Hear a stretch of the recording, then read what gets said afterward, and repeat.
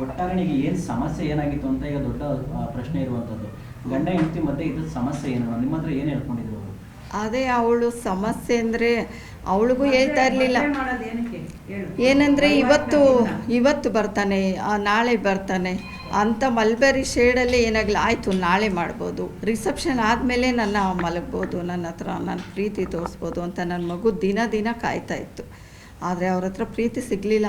Mummy ಏನೋ ಬಿಡು, ಅವ್ನ ಗಂಡಸೋ ಏನೋ ಏನೇನೋ ಹೇಳ್ತಾನೆ, ನಂಗೆ ಆಪ್ರೇಷನ್ ಆಗಿದೆ, ನನಗೆ ಆಗಲ್ಲ, IVF ಇಂದ ಮಗು ಮಾಡ್ಕೊಳ್ಳೋಣ, ಬೇಕಾದ್ರೆ ನಮ್ಮದೆಲ್ಲ ಆಸ್ತಿ ವರದಕ್ಷಿಣೆ ಸಿಗಬೇಕಾಗಿತ್ತಲ್ಲ, ಅದೆಲ್ಲ ಬರಲಿ, ಮಗುನ ಮಾಡ್ಕೊಳ್ಳೋಣ ಆಯ್ತು. ಅದಕ್ಕೂ ಒಪ್ಕೊಂಡ್ಲಂತೆ. ಆಯಿತು, ನನಗೆ ಇದು ಮಾಡೋಕ್ಕೂ ವೈವಾಹಿಕ ಜೀವನ ಬೇಡ, ನಾನು ಅಟ್ಲೀಸ್ಟ್ ಪ್ರೀತಿ ಕೊಡ್ರಿ ಸಾಕು. ಅವರಮ್ಮ ಪಕ್ಕದಲ್ಲಿ ಕೂತ್ಕೊಳ್ಳೋಕೆ ಬಿಡ್ತಾ ಇರಲಿಲ್ವಂತೆ ಸರ್. ಅವರಮ್ಮಗೆ ಅಟ್ಯಾಚ್ ಬಾತ್ರೂಮ್, ಒಂದು ರೂಮ್ ಕೊಟ್ಟಿರಲಿಲ್ಲ ಅವಳಿಗೆ. ಇವತ್ತು ಕೊಡ್ತೀವಿ, ನಾಳೆ ಕೊಡ್ತೀವಿ, ನಾನೆಲ್ಲ ತಂದು ಕೊಡ್ತೀನಿ, ವಾಷಿಂಗ್ ಮಿಷಿನು ಎಲ್ಲ, ಬಟ್ಟೆ ಹಾಕ್ಕೊಮ್ಮ, 2 ದಿನಕ್ಕೊಂದು ಸರಿ ಸ್ನಾನ ಮಾಡು, ಅದು ಎಲ್ಲ ಅವತ್ತೇ ಹೇಳಿದ್ದು. ಇಲ್ಲಾಂದರೆ ನಾನು ಒಂದಿನ ಬಿಡ್ತಾ ಇರಲಿಲ್ಲ, ನಾನು ಕರ್ಕೊಂಬಂದು ನನ್ನ ಮಗುನ ಸಾಕ್ಕೊತಾ ಇದ್ದೆ ನಾನು.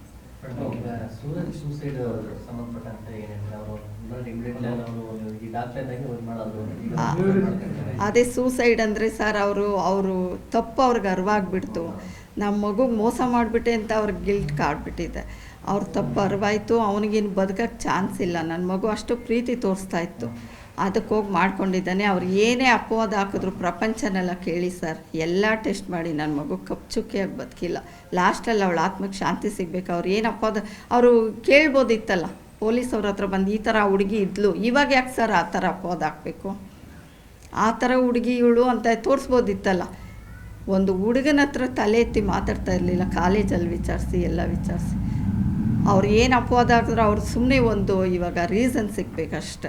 ಆ ಥರ ಮಾಡಿದ್ರು. ಅವರು ಹೇಳ್ಬೋದಿತ್ತಲ್ಲ, ತಲೆ ಮರೆಸ್ಕೊಂಡು ಹೋಗೋದು ಏನಿದೆ, ನಮ್ಮಲ್ಲಿ ತಪ್ಪಿಲ್ಲ ಅಂದರೆ ಇವಾಗ ನಾವು ಮನೇಲೇ ಇದ್ದೀರ, ಅವ್ರ ಕಡೆ ಯಾರಾದರೂ ಬರಲಿ, ಅವ್ರು ಯಾಕೆ ಹೋಗ್ಬೇಕಾಯ್ತು ಮನೆ ಬಿಟ್ಟು? ತುಂಬ ಕ್ರಿಮಿನಲ್ ಜನ ಸರ್, 2 ಮುಖವಾಡ. ಆ ಥರ ಪ್ರಪಂಚಕ್ಕೆ ಇನ್ನು ಯಾರೂ ಬೇಡ. ಅವಳು ಬದುಕಬೇಕು, ನಂತರ ನೋವು ಅನ್ಭವಿಸ್ಬೇಕಷ್ಟೇ. ನಮಸ್ತೆ ಸರ್. ಮೀಡಿಯಾದವ್ರು ತುಂಬ ಸಪೋರ್ಟ್ ಮಾಡಿದ್ವಿ ನಮಗೆ, ಇಲ್ಲಾಂದರೆ ಅವ್ರಿಗೆ ಇದೆಲ್ಲ ಕಾಡ್ತಾ ಇರಲಿಲ್ಲ. ನಿಮ್ಗೆ ತುಂಬ ಥ್ಯಾಂಕ್ಸ್ ಸರ್. ಒಟ್ಟಾರೆನಿಗೆ ಏನು ಸಮಸ್ಯೆ ಏನಾಗಿತ್ತು ಅಂತ ಈಗ ದೊಡ್ಡ ಪ್ರಶ್ನೆ ಇರುವಂಥದ್ದು. ಗಂಡ ಹೆಂಡತಿ ಮಧ್ಯೆ ಇದ್ದ ಸಮಸ್ಯೆ ಏನು, ನಿಮ್ಮ ಹತ್ರ ಏನು ಹೇಳ್ಕೊಂಡಿದ್ರು ಅವರು? ಅದೇ ಅವಳು ಸಮಸ್ಯೆ ಅಂದರೆ ಅವಳಿಗೂ ಹೇಳ್ತಾ ಇರಲಿಲ್ಲ. ಏನಂದರೆ ಇವತ್ತು ಬರ್ತಾನೆ, ನಾಳೆ ಬರ್ತಾನೆ ಅಂತ ಮಲ್ಬೆರಿ ಶೇಡಲ್ಲಿ ಏನಾಗಲಿ ಆಯಿತು ನಾಳೆ ಮಾಡ್ಬೋದು, ರಿಸೆಪ್ಷನ್ ಆದಮೇಲೆ ನನ್ನ ಮಲಗ್ಬೋದು, ನನ್ನ ಹತ್ರ ನನ್ನ ಪ್ರೀತಿ ತೋರಿಸ್ಬೋದು ಅಂತ ನನ್ನ ಮಗು ದಿನ ಕಾಯ್ತಾ ಇತ್ತು. ಆದರೆ ಅವ್ರ ಹತ್ರ ಪ್ರೀತಿ ಸಿಗಲಿಲ್ಲ.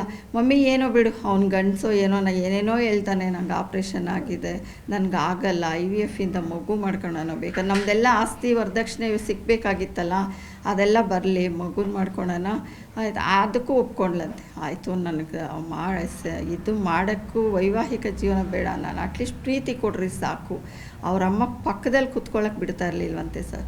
ಅವರಮ್ಮಗೆ ಅಟ್ಯಾಚ್ ಬಾತ್ರೂಮ್, ಒಂದು ರೂಮ್ ಕೊಟ್ಟಿರಲಿಲ್ಲ ಅವಳಿಗೆ. ಇವತ್ತು ಕೊಡ್ತೀವಿ, ನಾಳೆ ಕೊಡ್ತೀವಿ, ನಾನೆಲ್ಲ ತಂದು ಕೊಡ್ತೀನಿ, ವಾಷಿಂಗ್ ಮಿಷಿನು ಎಲ್ಲ, ಬಟ್ಟೆ ಹಾಕ್ಕೊಮ್ಮ, 2 ದಿನಕ್ಕೊಂದು ಸರಿ ಸ್ನಾನ ಮಾಡು, ಅದು ಎಲ್ಲ ಅವತ್ತೇ ಹೇಳಿದ್ದು. ಇಲ್ಲಾಂದರೆ ನಾನು ಒಂದಿನ ಬಿಡ್ತಾ ಇರಲಿಲ್ಲ, ನಾನು ಕರ್ಕೊಂಬಂದು ನನ್ನ ಮಗುನ ಸಾಕ್ಕೊತಾ ಇದ್ದೆ ನಾನು.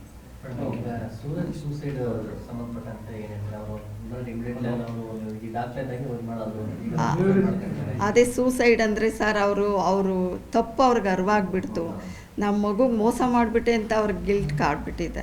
ಅವ್ರ ತಪ್ಪು ಅರಿವಾಯಿತು, ಅವನಿಗೇನು ಬದುಕೋಕ್ಕೆ ಚಾನ್ಸ್ ಇಲ್ಲ. ನನ್ನ ಮಗು ಅಷ್ಟು ಪ್ರೀತಿ ತೋರಿಸ್ತಾ ಇತ್ತು, ಅದಕ್ಕೆ ಹೋಗಿ ಮಾಡ್ಕೊಂಡಿದ್ದಾನೆ. ಅವ್ರು ಏನೇ ಅಪವಾದ ಹಾಕಿದ್ರು ಪ್ರಪಂಚನೆಲ್ಲ ಕೇಳಿ ಸರ್, ಎಲ್ಲ ಟೆಸ್ಟ್ ಮಾಡಿ ನನ್ನ ಮಗು ಕಪ್ಚುಕ್ಕಿಯಾಗಿ ಬದುಕಿಲ್ಲ. ಲಾಸ್ಟಲ್ಲಿ ಅವಳ ಆತ್ಮಕ್ಕೆ ಶಾಂತಿ ಸಿಗಬೇಕು. ಅವ್ರು ಏನು ಅಪವಾದ ಅವರು ಕೇಳ್ಬೋದಿತ್ತಲ್ಲ, ಪೊಲೀಸ್ ಅವ್ರ ಹತ್ರ ಬಂದು ಈ ಥರ ಹುಡುಗಿ ಇದ್ಲು, ಇವಾಗ ಯಾಕೆ ಸರ್ ಆ ಥರ ಅಪವಾದ ಹಾಕಬೇಕು, ಆ ಥರ ಹುಡುಗಿ ಇವಳು ಅಂತ ತೋರಿಸ್ಬೋದಿತ್ತಲ್ಲ. ಒಂದು ಹುಡುಗನ ಹತ್ರ ತಲೆ ಎತ್ತಿ ಮಾತಾಡ್ತಾ ಇರಲಿಲ್ಲ. ಕಾಲೇಜಲ್ಲಿ ವಿಚಾರಿಸಿ, ಎಲ್ಲ ವಿಚಾರಿಸಿ ಅವ್ರು ಏನು ಅಪವಾದ ಹಾಕಿದ್ರು ಅವ್ರು ಸುಮ್ಮನೆ ಇವಾಗ ರೀಸನ್ ಸಿಗಬೇಕಷ್ಟೆ. ಆ ಥರ ಮಾಡಿದ್ರು. ಅವರು ಹೇಳ್ಬೋದಿತ್ತಲ್ಲ, ತಲೆ ಮರೆಸ್ಕೊಂಡು ಹೋಗೋದು ಏನಿದೆ, ನಮ್ಮಲ್ಲಿ ತಪ್ಪಿಲ್ಲ ಅಂದರೆ ಇವಾಗ ನಾವು ಮನೇಲೇ ಇದ್ದೀರ, ಅವ್ರ ಕಡೆ ಯಾರಾದರೂ ಬರಲಿ, ಅವ್ರು ಯಾಕೆ ಹೋಗ್ಬೇಕಾಯ್ತು ಮನೆ ಬಿಟ್ಟು? ತುಂಬ ಕ್ರಿಮಿನಲ್ ಜನ ಸರ್, ಎರಡು ಮುಖವಾಡ. ಆ ಥರ ಪ್ರಪಂಚಕ್ಕೆ ಇನ್ನು ಯಾರೂ ಬೇಡ. ಅವಳು ಬದುಕಬೇಕು, ನಂತರ ನೋವು ಅನ್ಭವಿಸ್ಬೇಕು ಅಷ್ಟೇ.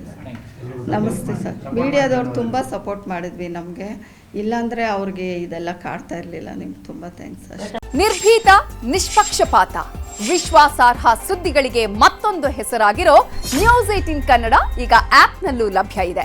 ದಯವಿಟ್ಟು ಇಲ್ಲಿರೋ QR ಕೋಡ್ ಅನ್ನು ಸ್ಕ್ಯಾನ್ ಮಾಡಿಕೊಂಡು ಆಪ್ ಡೌನ್ಲೋಡ್ ಮಾಡೋದಕ್ಕೆ ಮರಿಬೇಡಿ. ನಿಮ್ಮ ಬೆಂಬಲ ಹೀಗೆ ಸದಾ ನಮ್ಮೊಂದಿಗಿರಲಿ. ಧನ್ಯವಾದ.